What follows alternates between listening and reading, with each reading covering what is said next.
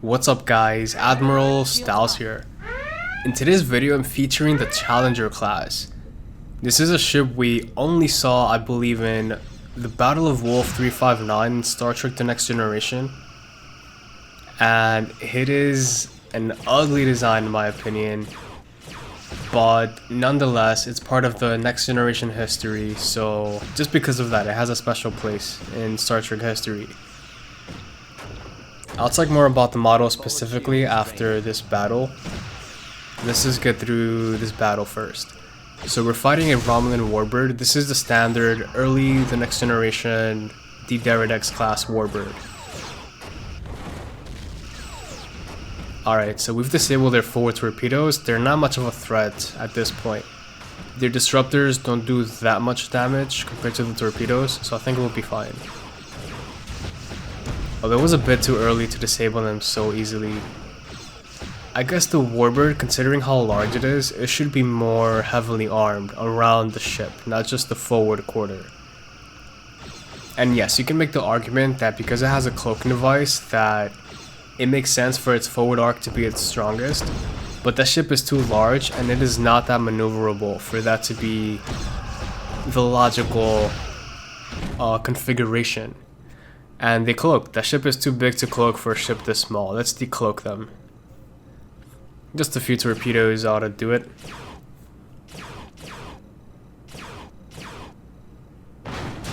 There it is. A ship that slow and large cannot hide from a ship this small. Although I guess the ship isn't really that small.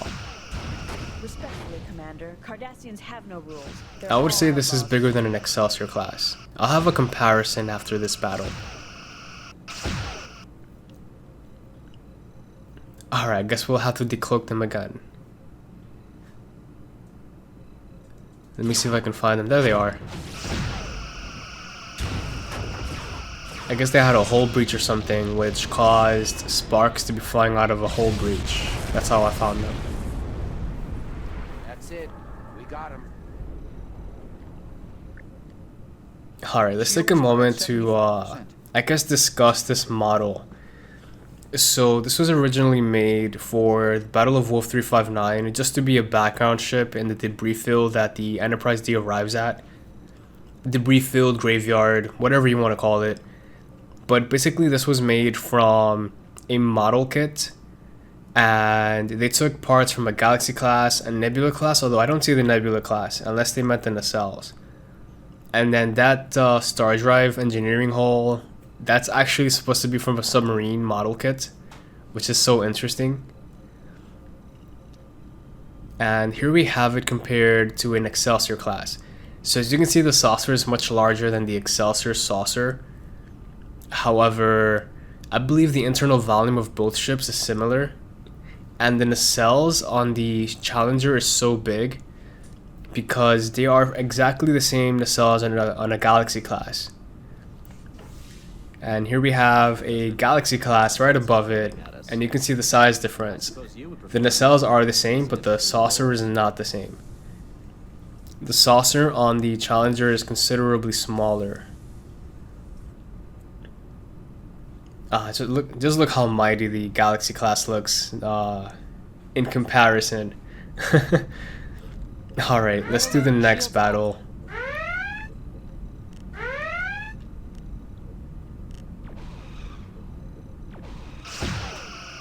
Alright, let's see how quickly we can defeat the Klingon K-Tinga.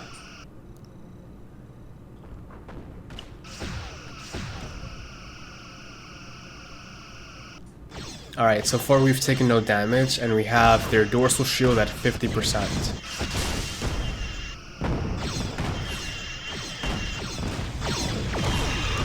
Right as I said that, they wrecked their forward shield, so I'll try to keep those protected, keep the forward side protected.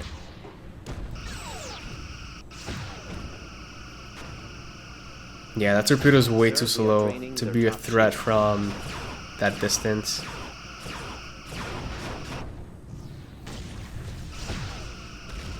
Alright, so that ship is pretty much disabled. Not quite. I spoke too soon. Okay, now it's disabled. And destroyed. I wonder what I'll do for the next battle. That's it. We got him. Alright, so here we have two ferengi marauders. I believe I've done this before with the Galaxy class, and it was easy, but not 100%, how do I say this? We didn't easily defeat them, that's what I should say. No, it mustn't have been a Galaxy class, because the Galaxy class would wreck those two.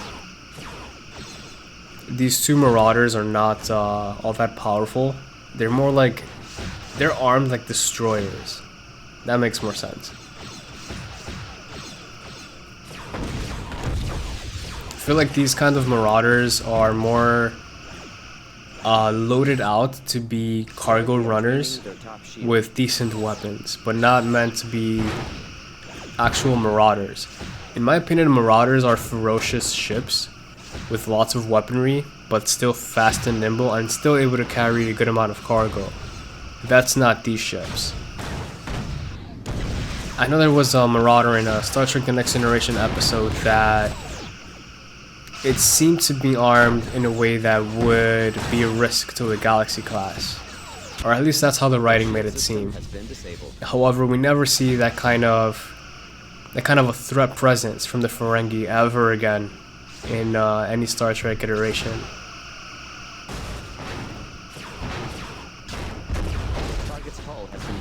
Alright, we killed the first one. One to go.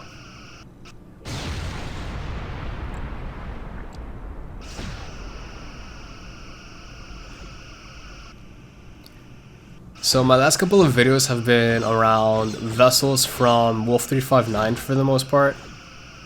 I would love to see the era right before that in a Star Trek show. Like, give us the Enterprise C. I want to see the Enterprise C come out of space dock or fresh out of the shipyard. I want to see that. I hope they give us that after Strange New Worlds finishes. There's so many things they can do that would make a lot of Star Trek fans very happy. Their bottom shield is draining, sir. Alright, since the Challenger class is not really a warship, even though it can fight, any battles I do with it do take a little longer. But that's okay. I like seeing the shields activate when they get hit. I remember as a kid watching Star Trek Voyager, I would always get excited when I saw the ship taking damage and I see the shields light up. It was always one of the coolest things about Star Trek Voyager as a kid.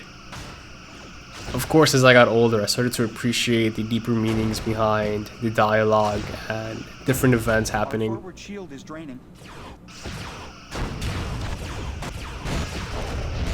Captain, their shield system. Alright, let's see if the after torpedoes load up after this pass. Yes, they did.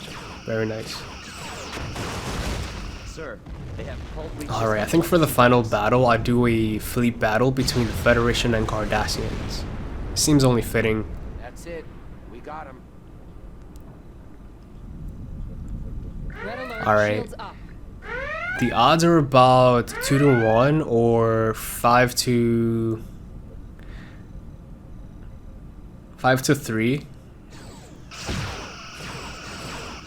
Yeah, that's about right. No, it's 2 to 1. It's about 2 to 1. So it's fair. Alright, in the opening salvo, we lost half of our forward shields. Oh damn, that looked more dramatic than it actually was. Since we only took hull damage, nothing was disabled. I thought surely the after torpedoes would be lost, but they're fine. Shield is draining, sir. Oh, something I wanted to talk about.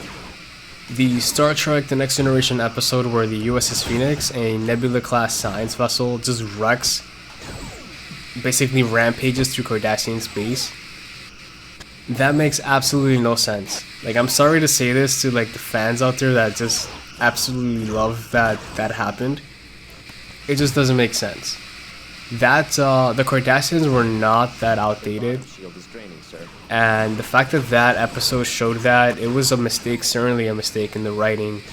There's no way a single Federation science vessel could Sir, we are draining do their so top much to a shield. militaristic society, because at that point they were very militaristic. Otherwise there wouldn't have been a whole bunch of like fear behind the Cardassians. There wouldn't have been the demilitarized zone. There wouldn't have been so many other things that went on had they actually not been a threat. Target hull integrity at 50. I mean, sure, they're not as powerful as the Romulans or Klingons, but they're certainly not as weak as that episode made them out to be. Target's hull has been breached, Captain. Alright, so far we haven't lost anybody, and the enemy has lost more than a third of their fleet. It's about to be half when those two galores explode.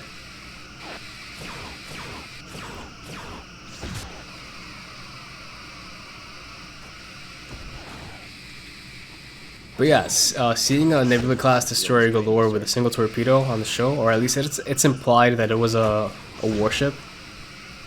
It doesn't make any sense. It just doesn't. I'm sorry, if that pisses you off, good.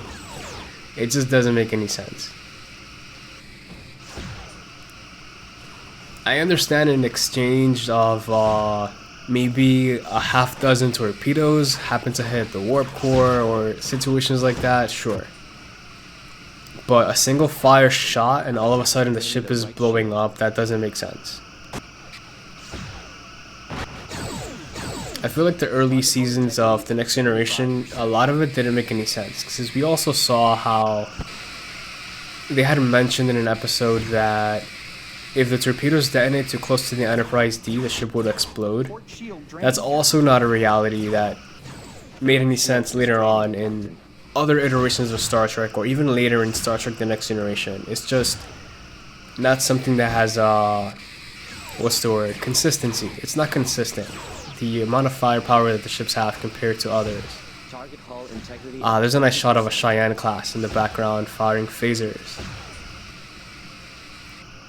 Sir, we are draining their top shield.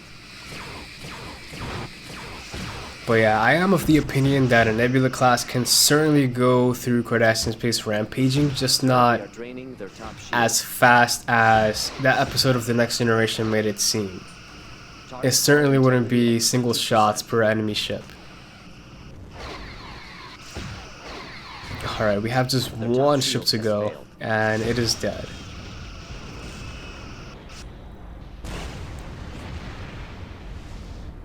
That was a fun battle. We got him. Alright guys, that'll be it for this video. Hope you enjoyed it. What do you guys think about the Nebula class being able to just wreck Cardassian ships with single hits? Does that make sense to you, or was that just writing for that episode that was just done poorly? Alright guys, I hope you enjoyed the video. Don't forget to hit the like button and subscribe. I hope you guys have a great rest of your day, and I will see you in the next video. Admiral Styles out.